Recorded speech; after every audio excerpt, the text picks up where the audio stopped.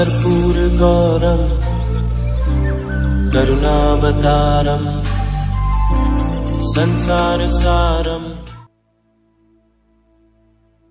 ओम शिवा, जय माता दी। पुनः स्वागत है आप सभी का। चलिए, हमारे प्यारे प्यारे वृषभ राशि के जातक अप्रैल का महीना कैसे रहने वाला है।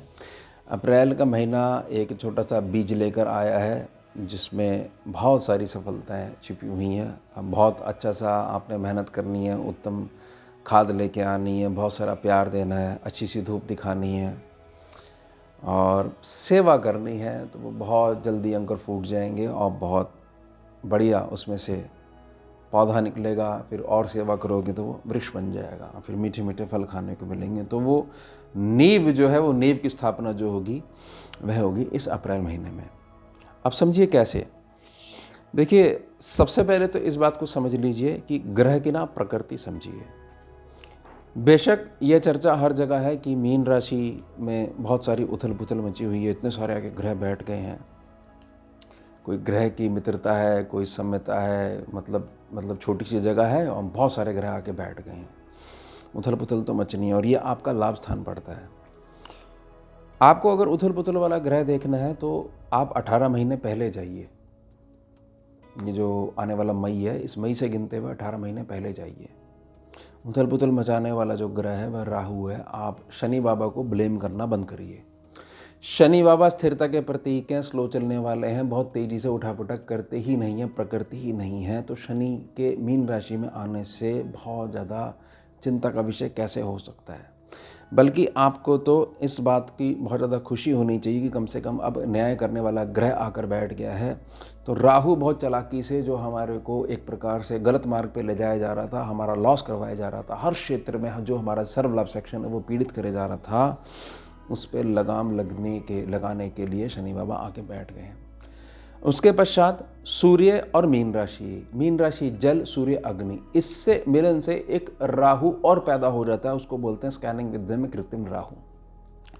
अब सूर्य बाबा जो है वो आगे पहुंच जाएंगे और हो जाएंगे उच्च के होते ही यह समझिएगा कि अगर आपने सच्ची मेहनत करी हुई है तो विदेशों में भी आपका नाम होगा, समाज में आपके नाम की पैठ बनी रहेगी। लेकिन सूर्य के बराबर चमकना चाहते हो तो उस प्रकार से मेहनत आपने करी हुई होनी चाहिए, तो बहुत ज़्यादा आपको आशीर्वाद मिलेगा। या यूं कह सकते हो कि बहुत सारे मार्ग आपके खुलने वाले हैं, जिसमें कि आसपास के लोकेलिटी को अगर छोड़ देते हैं तो बाहर के संपर्क आपके बहुत तेज़ी से बनने लग जाएंगे। अब शनि बाबा अस्त बने हुए थे, इस अस्त प्रभाव से बाहर आ जाएंगे, बहुत बड़ा लाभ मिलेगा। उसके पश्चात बुध वक्री थे, अस्त थे, उससे प्रभाव से बाहर आ जाएंगे अप्रैल महीने में। बेशक नीच प्रभावी हैं, लेकिन बहुत सारी जो विषमता उसको एब्जॉर्ब कर लेंगे। बुध एक स्पॉन्ज की तरह काम करता है, जो एक्स्ट्रा एनर्जी उसको अपने अंदर समाहित कर लेता है।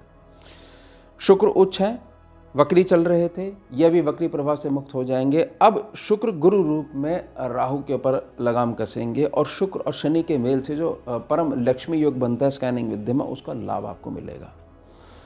अब मंगल की चर्चा कर लेते हैं। मंगल बेशक आगे मूव करेंगे, नीच प्रभावी हो जाएंगे, लेकिन उनकी जो दृष्टि है वह दृष्टि पड़ेगी आपके भाग्य स्थान पे। प्रार्थना रहेगी, अभी तक मंगल बाबा जिस जगह बैठे हुए थे वहां से जो अष्टम दृष्टि पड़ रही थी वह भाग्य भाव पे पड़ रही थी, लेकिन कर्क राशि के प्रभाव से, चंद्रमा के प्रभाव से जो एक्स्ट्रा हीट है वह एब्जॉर्ब कर लेगी कर्क राशि का जो ये स्थान है।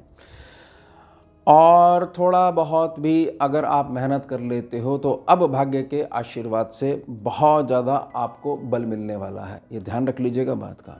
अब अष्टम दृष्टि जैसे पहले भाग्य को खराब कर रही थी, तो क्या अब मेरे कर्म क्षेत्र पे जो मंगल देव की अष्टम दृष्टि पड़ेगी तो क्या मेरे कर्म क्षेत्र को प्रभावित करेगी? नहीं, क्योंकि 4 नंबर में बैठे हुए हैं। नीच प्रभाव को बहुत अच्छे से समझ लीजिएगा। नीच प्रभाव का मतलब यह है कि जो ग्रह नीच प्रभाव में नहीं है उसकी पावर है फुल, और जो नीच प्रभाव है उसकी पावर है आधी। समझे आप मेरी बात को? यानी कि किसी भी प्रकार से मंगल अगर गलत प्रभाव दे रहे थे तो पावर हो गई आधी, तो भी आपके लिए अच्छा है। और बहुत ज़्यादा शुभ थे और अब जो नीच प्रभावी हो गए तो पावर हो गई आधी, यानी अभी भी आधी जो है शुभ ऊर्जा बची हुई है। अब मेरी जो प्रार्थना रहेगी, यह प्रार्थना रहेगी अगले 2.5 साल के लिए। आपको सिर्फ एक ही ग्रह चलाएगा और एक ग्रह अब आपको ये लगा लीजिए मई तक का जो महीना, 15 मई तक का जो महीना है, वह थोड़ी सी सावधानी बरतने की सलाह देगा। सावधानी क्या कि किसी की भी बातों में आकर किसी भी प्रकार से अगर कोई प्रलोभन देता है कि लाइए आपकी जॉब लग जाएगी, इतने पैसे लगेंगे, इस प्रकार का मैसेज आया है, इस प्रकार की गड़बड़ी हो सकती है 15 मई तक, इस बात का ध्यान बना के रखिएगा। ये होगी सावधानी। अब अगले 2.5 साल तक जो आपको ग्रह चलाएगा उसका नाम है शनि, क्योंकि शनि बाबा की जो तीसरी दृष्टि है वह चलायमान दृष्टि में आती है स्कैनिंग विद्या में, और वह आपके सर के ऊपर यानी लगन के ऊपर पड़ रही है। तो जैसे आपने अपने शनि रखे हुए होंगे, और शनि बहुत ज़्यादा आपकी संगत को भी रिप्रेजेंट करते हैं, और अगर आपके अंदर थोड़ी सी भी ऐसी भावना है कि किसी ने आपको कुछ कह दिया तो आपने हंसी मजाक में बात उड़ा दी, और कभी उसके कल्याण की बात आई तो कभी भी आपने यह चीज़ सामने नहीं लेके आए कि इसने मेरे साथ ऐसा किया था, आज इसका समय मदद मांगने का आया है तो मैं क्यों करूं। तो आपने एक बड़े भाई के तौर पर, एक पिता के तौर पर उसको अपना लिया। तो कहीं भी शनि बैठे हुए हों, ऊँच के नीच के, कोई लगन कुंडली में नहीं, समय का पता लगन कुंडली नहीं है, शनि आपके अच्छे हैं, क्योंकि आपकी प्रकृति देव प्रकृति है। इस बात का ध्यान बना के रखिएगा। इस प्रकृति से अलग रहेंगे तो फिर ग्रह खराब है, फिर लगन पे जो दृष्टि पड़ रही है, तीसरी दृष्टि पड़ रही है, वह थोड़ी बहुत जो है इधर उधर जो है भगाएगी आदमी को। बिल्कुल ठीक समय है, बिल्कुल सही चल रहे हो, मेहनत का मार्ग है, उसी पे चलते रहो। भाग्य का भर भर के अब साथ मिलेगा। और यह बात ध्यान रखिएगा, बाहरी संपर्क आपके बहुत तेज़ी से बनने वाले हैं। किसी भी प्रकार से आप यह चिंता मत करिएगा कि मैं एक हिसाब लगा के बैठा हूँ कि धन कैसे आएगा। आप सिर्फ यह करिए कि जब शनि बाबा ने अगले 2.5 साल तक मुझे चलाना है तो मैं सब कुछ उनको समर्पित करते हुए केवल कर्म पथ पे अपनी जो दृष्टि उसको सीधी बना कर रखता हूँ। तो ये हो गया हमारा उत्तम विषय। मिलते हैं आपसे अगले भाग में नए विषय के साथ। जुड़िए और जोड़िए। ओम शिवा जय माता। भुजगेन्द्रहारम् कर्पूरगौरं करुणावतारं